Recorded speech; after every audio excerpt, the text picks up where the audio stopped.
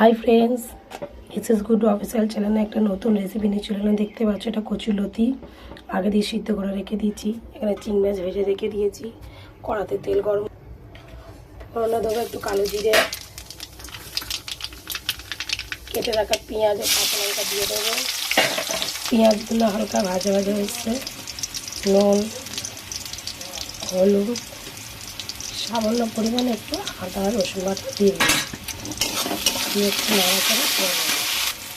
মশলাটা অনেকটা ভাজা ভাজা হয়ে আসছে। সিদ্ধ করে রাখা কচুরলতিগুলো দিয়ে দেবো। দিয়ে একটু নাড়াচাড়া করে নেব।